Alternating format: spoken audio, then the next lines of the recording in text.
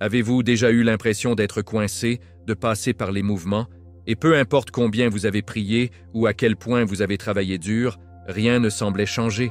Peut-être que vous avez fait face à des difficultés financières ou que vous aviez l'impression que votre destin était une attente. La vérité est que ce n'était pas une coïncidence. C'est parce que la porte de votre passé est sur le point de fermer et Dieu ouvre un nouveau en ce moment. Écoutez, car un changement de milliardaire spirituel et financier se produit. Ce n'est pas seulement une promesse, c'est un rendez-vous divin de Dieu qui transformera complètement votre destin, votre but et votre existence même. C'est votre moment. Chaque lutte que vous avez endurée vous a préparé pour cela.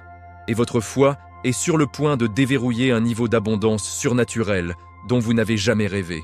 Les portes de la prospérité s'ouvrent maintenant, mais vous devez faire attention. Si vous ignorez cet appel, vous risquez de manquer le moment le plus crucial et le plus qui change la vie que Jésus-Christ a prévu pour vous. Ce n'est pas seulement un autre message, c'est un mot direct de la Bible pour votre vie. Restez avec nous jusqu'à la fin, car ce que vous allez recevoir changera tout. Vous savez, c'est drôle de voir comment nous pensons souvent au changement comme quelque chose de subtil, un changement progressif que nous ne remarquerons peut-être même pas tant que cela ne se produit pas déjà. Mais que se passe-t-il si je vous disais qu'un changement vraiment sismique, si profond qu'il pourrait être décrit comme un changement milliardaire, est à l'horizon pour vous? Ce n'est pas seulement un petit coup de pouce dans la bonne direction. Nous parlons d'un réalignement surnaturel complet et votre vie. Il s'agit de votre destin, de votre but, de votre existence même complètement transformée. Certaines personnes pourraient se moquer du mot milliardaire, pensant que c'est seulement une question d'argent, mais, oh mon ami, c'est tellement plus grand que ça. Il s'agit d'un débordement de bénédictions spirituelles et matérielles qui dépasse la compréhension humaine. Il s'agit d'un rendez-vous divin et vous devez être à l'écoute, prêt à recevoir. Les portes de l'abondance surnaturelle s'ouvrent et Dieu est prêt à verser sa faveur illimitée. C'est un moment charnière dans votre voyage de foi, alors n'osez pas le manquer. Ce changement, ce tournant monumental, n'est pas un coup de chance aléatoire. C'est une décision intentionnelle de Jésus-Christ lui-même. Rappelez-vous ce passage dans Jean 10, 10, où il dit « Je suis venu afin qu'ils aient la vie et l'ont pleinement ». C'est ce dont nous parlons ici. Il n'est pas venu donc vous pouviez à peine gratter. Il est venu pour que vous puissiez vivre une vie abondante dans tous les sens du terme. Et c'est exactement ce qu'est ce changement milliardaire. C'est un passage de juste survivant à vraiment prospère. Considérez-le comme Dieu en disant « Assez, assez. Il est temps pour mes enfants de marcher dans la plénitude de ce que j'ai pour eux. Il ouvre des portes qu'aucun homme ne peut fermer, et c'est à vous de les traverser avec l'audace et la foi. » La Bible est remplie d'histoires de personnes qui ont connu ce genre d'accélération divine, d'Abraham, qui est devenu le père des nations, à Joseph, qui est passé d'une cellule de prison au palais. Leurs histoires ne sont pas seulement pour la lecture, ils sont un plan pour votre propre vie. Alors, pourquoi êtes-vous appelé à faire attention maintenant? Parce que ce n'est pas un événement passif. Cela nécessite votre participation active. C'est un appel pour être alerte, pour faire monter vos antennes spirituelles. Vous voyez, lorsque Dieu est sur le point de faire quelque chose d'extraordinaire, il donne souvent une tête-à-tête. C'est comme quand il a dit à Noah de construire l'arche. Il n'a pas simplement inondé la terre de nulle part. Ou quand il a dit à Moïse d'aller à Pharaon, c'était une instruction claire pour un événement massif et qui change la vie. Nous sommes dans une saison similaire en ce moment. Les signes sont tout autour de nous, pointant vers ce changement massif et surnaturel. Votre foi est la clé qui déverrouille ces portes d'abondance.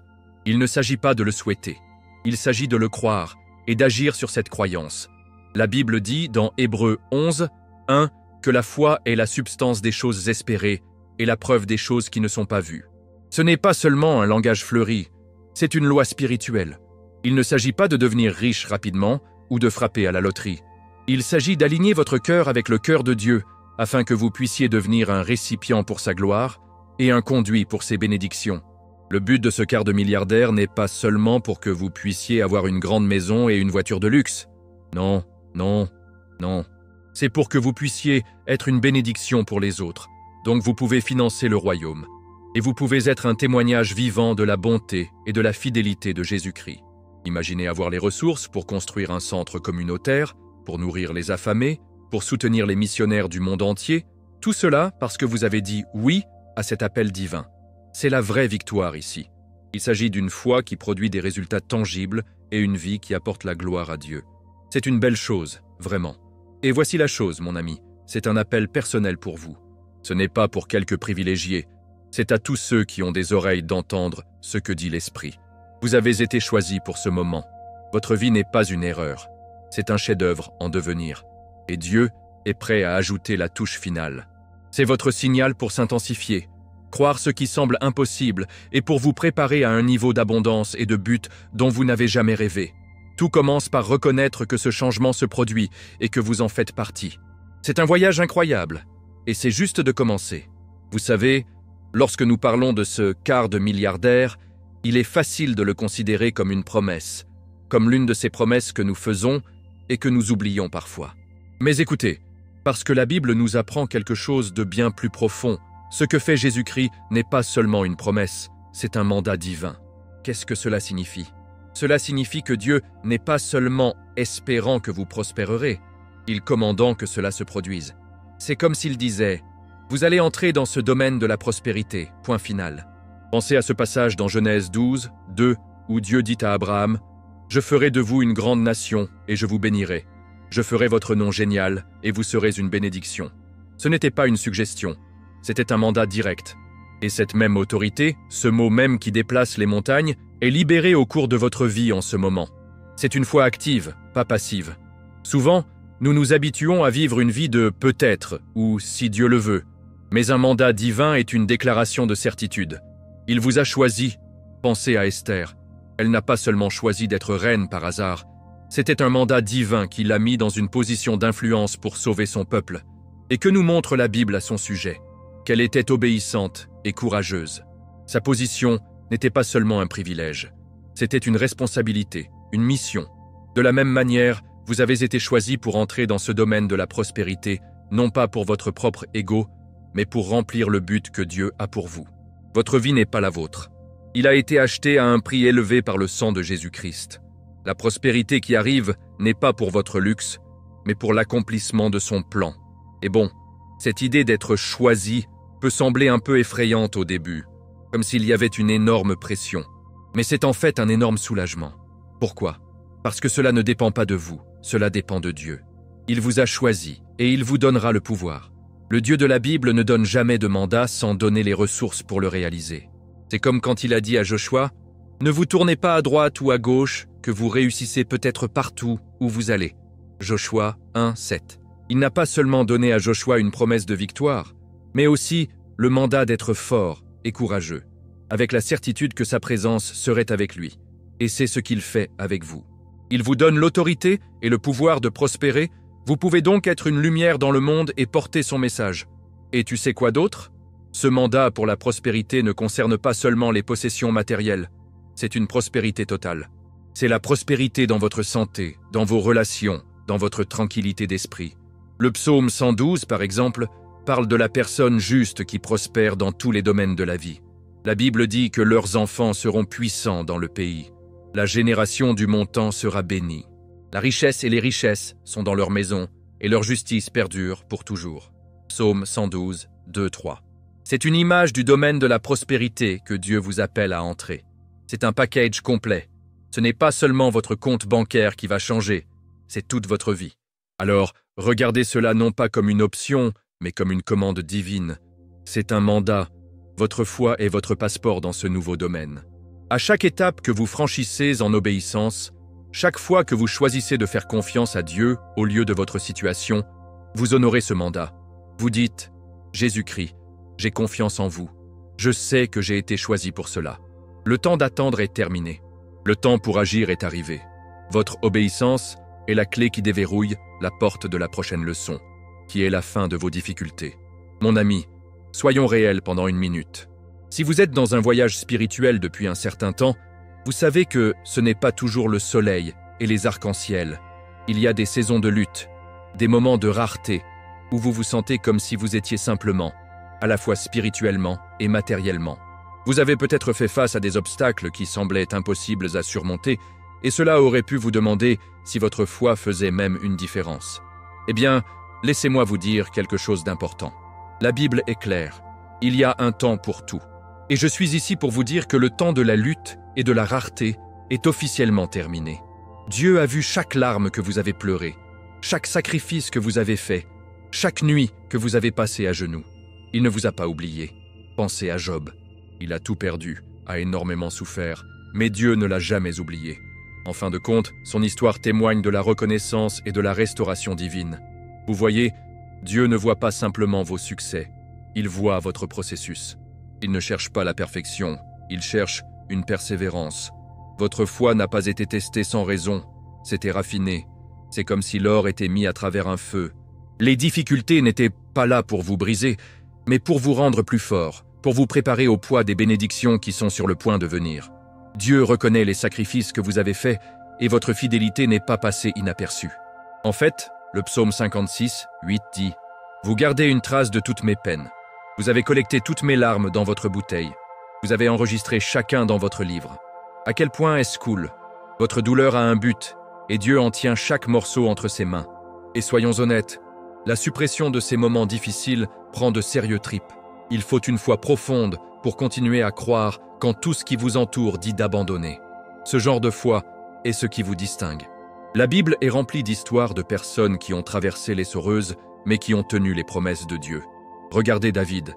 Avant d'être roi, il était un berger qui devait combattre les lions et les ours, et il était un fugitif, chassé par Saül. Sa lutte était réelle, mais c'est dans ces moments que sa confiance en Dieu a été forgée. Il ne se cachait pas seulement, il était préparé pour sa couronne. C'est une leçon puissante. Votre lutte actuelle vous prépare à votre futur trône.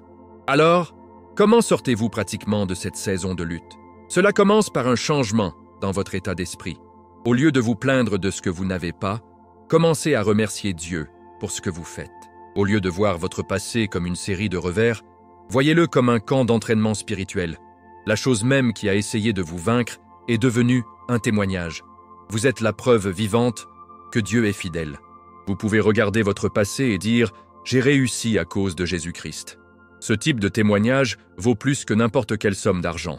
C'est un témoignage de votre foi et de sa gloire. Cette nouvelle saison, ce quart de milliardaire, est votre récompense pour avoir séjourné dans la course. Vos sacrifices n'étaient pas vains. Ils étaient une graine. Et maintenant, il est temps pour vous de récolter la récolte. La rareté a disparu, remplacée par un débordement de faveur divine.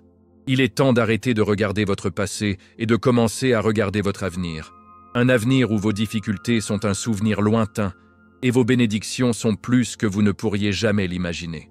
Et cela nous amène à notre prochain point, ce qui est tout ce que ce changement est vraiment, la richesse et l'influence divine. D'accord, nous avons donc parlé des difficultés et de la façon dont ils sont finalement terminés. Mais c'est là que ça devient vraiment bien. Soyons honnêtes, lorsque vous entendez shifter milliardaire, votre esprit saute probablement directement en espèces, non? Comme une montagne d'argent. Et bien que la bénédiction financière en fasse définitivement partie, ne manquons pas la situation dans son ensemble. Ce changement est bien plus grand que votre compte bancaire. C'est un débordement total et surnaturel de la faveur divine, de la sagesse et de l'influence. C'est une sorte de richesse holistique dont la Bible parle. C'est Dieu vous donne une bénédiction complète et arrondie que l'argent ne peut même pas acheter. C'est la bonne chose, le genre de bénédiction qui fait de votre vie un témoignage de sa bonté, pas seulement de votre savoir-faire financier. C'est Jésus-Christ qui apparaît dans tous les domaines de votre vie. Pensez à la faveur divine de Dieu. Ce n'est pas une question de chance.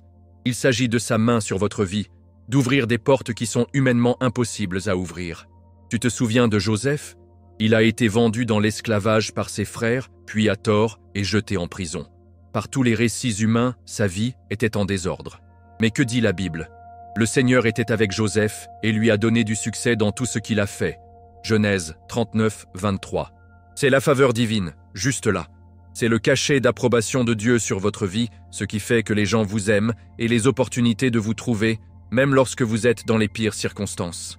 Cette faveur est ce qui rend l'impossible possible et c'est un élément clé de votre nouvel héritage. Et puis, il y a la sagesse divine. Mec, c'est l'atout le plus précieux que vous puissiez recevoir. La Bible est tout cela. Proverbe 3, 13-14 dit « Bénis sont ceux qui trouvent la sagesse, ceux qui acquièrent une compréhension, car elle est plus rentable que l'argent et donne des retours mieux que l'or. » À quel point est-ce incroyable?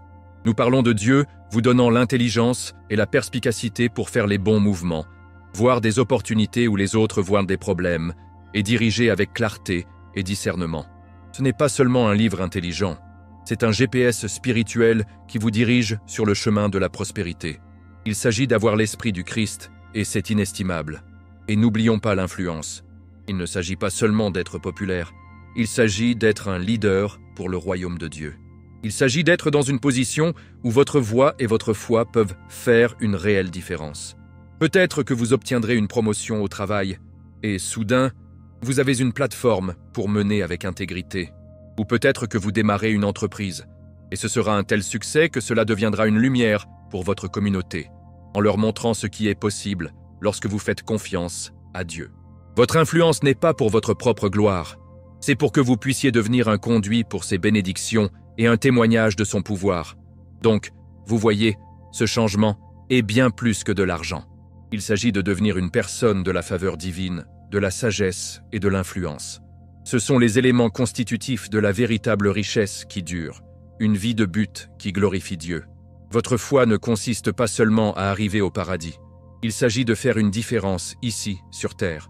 Et lorsque vous opérez à partir de cet endroit, vous commencez à construire un héritage qui vous survivra. C'est une vie de véritable impact, qui est exactement ce dont nous allons parler ensuite. Maintenant, mon ami, avec tous ces discours sur la faveur, la sagesse et l'influence, vous vous demandez peut-être, quelle est la fin du jeu? Eh bien, tout se résume à un mot puissant, l'héritage. Nous ne parlons pas de laisser un tas d'argent ou un grand nom pour vous-même. Non, non, non. Nous parlons de laisser un héritage d'impact. Une vie si remplie du dessein de Dieu que votre présence même, votre foi même, peut déplacer les montagnes. Rappelez-vous ce que Jésus-Christ a dit dans Matthieu 17:20. Il a dit qu'avec juste un peu de foi, comme une graine de moutarde, vous pouvez dire à une montagne « se déplacer d'ici à là » et cela bougera.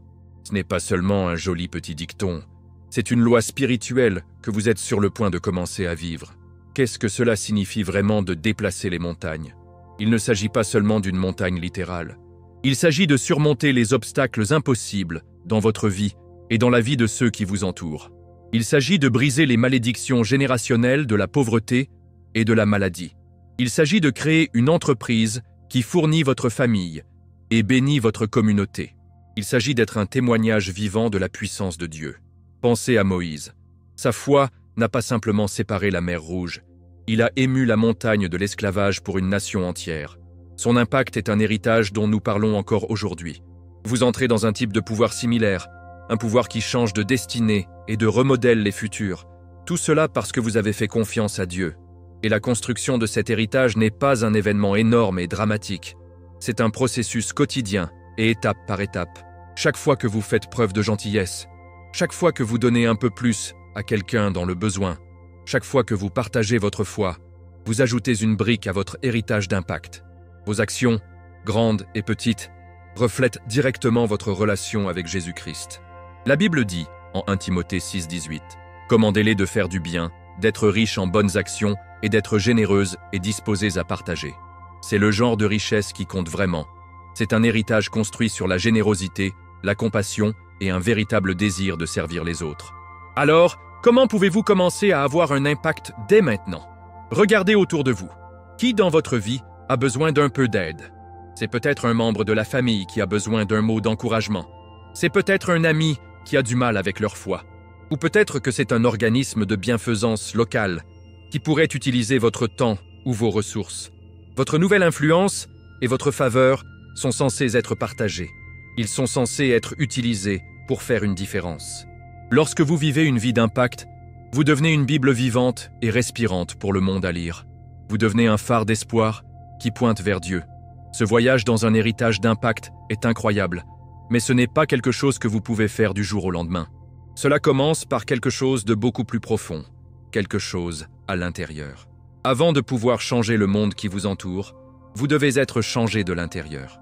Votre impact externe est le résultat direct de votre transformation interne. Et c'est exactement ce dont nous allons parler ensuite. Mon ami, vous ne pouvez pas construire une nouvelle vie sur une ancienne fondation, n'est-ce pas?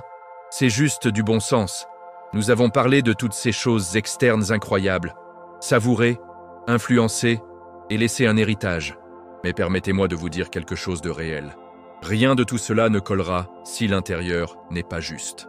Le véritable quart de milliardaire n'est pas seulement ce que Dieu fait pour vous. Il s'agit de ce que Dieu fait en vous. Tout commence par une transformation interne. Il n'ouvre pas seulement les portes, il recable votre esprit, renouvelle votre esprit et recalibre votre vision. C'est le travail acharné, la belle œuvre de devenir une nouvelle création en Jésus-Christ. Sans ce changement intérieur, toutes les bénédictions externes sont comme mettre une nouvelle couche de peinture sur un mur en ruine. Tout d'abord, Dieu est occupé à recabler votre esprit. Vous avez vécu des saisons de lutte et votre esprit s'est habitué à penser en termes de manque et de limitation. C'est comme un ordinateur avec un vieux logiciel buggy, mais Dieu veut installer un nouveau système d'exploitation. La Bible dit dans Romains 12, 2, « Ne vous conformez pas au modèle de ce monde, mais soyez transformés par le renouvellement de votre esprit. » C'est un choix quotidien. Il s'agit de prendre chaque pensée captive et de la rendre obéissante à Christ. Lorsqu'une pensée de rareté ou de doute apparaît, vous avez le pouvoir, par votre foi, pour le remplacer par une pensée de la provision et de la promesse de Dieu. C'est un entraînement spirituel, mais c'est essentiel pour votre nouvelle vie. Et cela va plus loin que vos pensées. Dieu renouvelle également votre esprit. Les batailles de la vie peuvent nous laisser nous sentir drainés et fatigués, n'est-ce pas? Notre énergie spirituelle peut devenir basse. Mais la Bible parle de Dieu nous donnant un nouveau cœur et mettant un nouvel esprit en nous.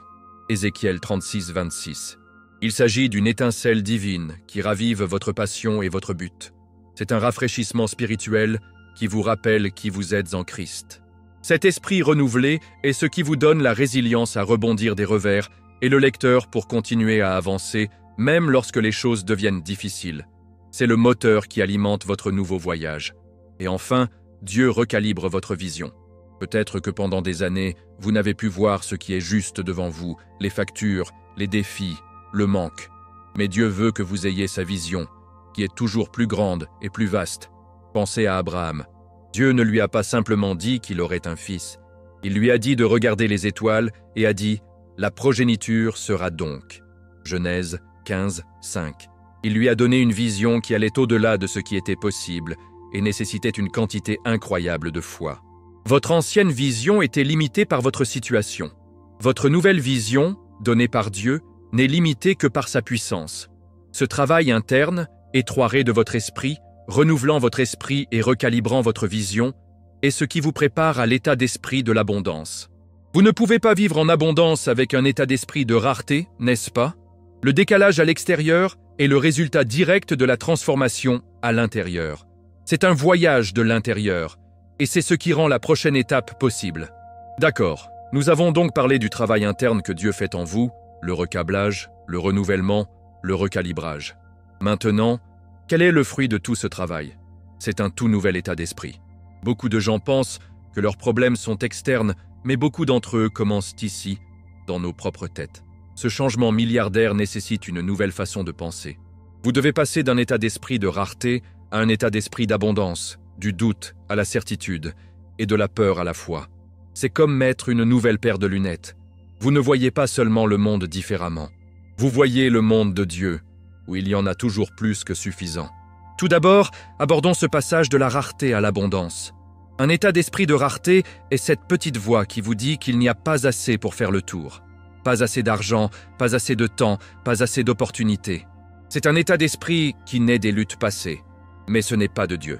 Jésus-Christ est l'exemple ultime de l'abondance. Pensez à l'alimentation des 5000 dans la Bible.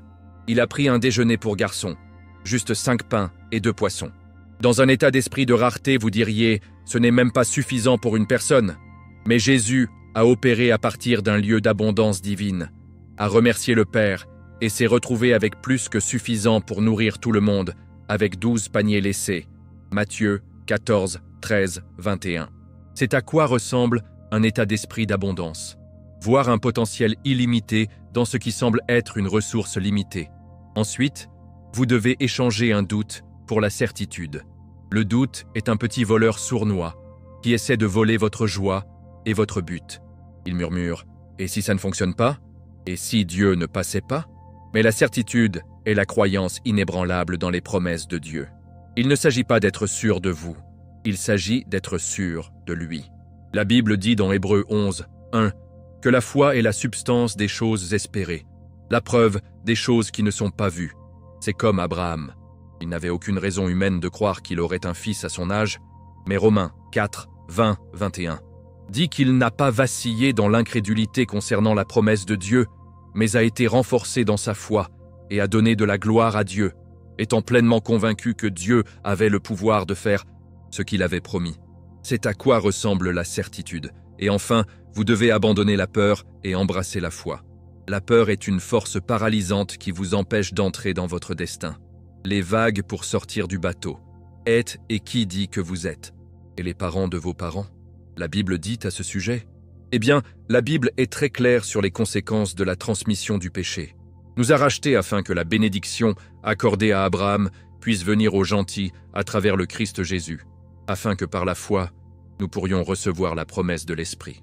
Ce que cela signifie, c'est à travers son sacrifice, Jésus a payé le prix pour briser chaque malédiction sur votre vie et votre famille. Le mal s'arrête ici.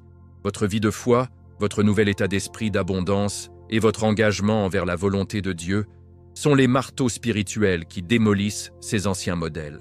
Lorsque vous choisissez d'être généreux, où vos ancêtres étaient à poil serré, vous brisant la transformée de votre personne, est tellement important que vous changez simplement votre destin. Responsabilité incroyable. Une fois que ces malédictions générationnelles sont brisées, les vannes des bénédictions de Dieu sont ouvertes. Ce n'est pas seulement une saison de changement, c'est une saison d'accélération divine où Dieu accélère ses plans pour votre vie. Et c'est ce dont nous parlerons ensuite. D'accord, mon ami, nous sommes arrivés à la dernière pièce de ce puzzle, et c'est un grand. C'est ce qu'on appelle l'accélération divine. Pensez-y comme ceci. Avez-vous déjà eu l'impression d'être sur un tapis roulant, de courir dur, mais de ne pas vraiment aller nulle part? Eh bien, cette saison est différente. C'est là que Dieu intervient et appuie sur le bouton rapide de votre vie. Il compresse le temps, accomplit en une seule saison ce qui aurait pu prendre des années à réaliser par vous-même. Tout ce travail interne, toute cette lutte, toute cette foi que vous avez construite, c'est sur le point de payer de manière importante, rapide et surnaturelle. Les plans de Dieu pour votre vie accélèrent et rien ne peut l'arrêter. Vous pensez peut-être, cela peut-il vraiment arriver? Absolument. La Bible regorge d'exemples d'accélération divine. Pensez à nouveau à Joseph. Il est passé d'un prisonnier, oublié et abandonné, au deuxième homme le plus puissant de toute l'Égypte en une seule journée. Genèse 41-40. Ce n'est pas une montée lente et progressive, c'est une accélération divine. Ou qu'en est-il de Daniel? Il a été capturé et emmené dans un pays étranger, mais son obéissance et sa foi en Dieu ont conduit à sa promotion et à sa faveur rapide dans un royaume païen. Ce n'étaient pas seulement des pauses chanceuses, ils étaient la manifestation de la volonté de Dieu, accélérant pour les mettre à leur place. Et voici le botteur. La clé qui déverrouille cette accélération est l'obéissance. Il ne s'agit pas de vous essayer plus fort ou de travailler plus d'heures. Il s'agit d'un acte simple et puissant de dire oui à Dieu. Il s'agit d'écouter les chuchotements silencieux du Saint-Esprit et d'agir sur eux. Lorsque vous êtes disposé et obéissant, la Bible dit « Vous mangerez les bonnes choses de la terre » Ésaïe 1, 19. Votre obéissance est comme la pédale d'accélérateur dans une voiture. Vous ne poussez pas la voiture pour le faire aller plus vite. Vous marchez simplement sur la pédale et la puissance du moteur fait le travail. Votre foi en Jésus-Christ est le moteur et votre obéissance est la pédale. Alors, comment vivez-vous une vie d'obéissance cette saison? Il s'agit d'un engagement quotidien. Il s'agit de passer du temps dans la Bible et dans la prière, de demander à Dieu de vous montrer ce qu'il veut que vous fassiez. C'est peut-être un simple acte de pardon que vous avez repoussé. C'est peut-être une conversation difficile que vous devez avoir. Ou peut-être que c'est un pas de foi dans une nouvelle entreprise commerciale. Ce sont ces petits actes d'obéissance qui empilent et déverrouillent le niveau suivant de ce changement. Vous ne visez pas seulement les mouvements, vous participez activement au plan de Dieu pour votre vie, et les résultats vont être époustouflants. C'est la fin du voyage, mais ce n'est que le début de votre nouvelle vie. Vous avez été choisi pour ce moment. Vos difficultés sont terminées. Vous avez un nouvel état d'esprit et les malédictions générationnelles sont brisées. Vous êtes une personne de richesse et d'influence divine, prête à laisser un héritage d'impact. Et tout cela se produit maintenant, dans une saison d'accélération divine. Alors, préparez-vous, mon ami, parce que ce que Dieu est sur le point de faire dans votre vie va être incroyablement rapide et incroyablement puissant. Et merci de rester avec moi jusqu'à la fin. Maintenant, je veux avoir de vos nouvelles. Quelle partie de ce message à propos du quart de milliardaire a le plus résonné avec votre foi? Partagez vos réflexions dans les commentaires ci-dessous. Et bon, si vous voulez continuer à recevoir un contenu puissant et qui change la vie comme celui-ci, allez-y et appuyez sur ce bouton d'abonnement. Et activez les notifications afin de ne pas manquer une seule chose. Prêt pour la prochaine étape? Cliquez maintenant sur la vidéo sur votre écran pour apprendre à activer la faveur divine dans votre vie. J'ai hâte de me connecter avec vous, votre ami dans la foi, José.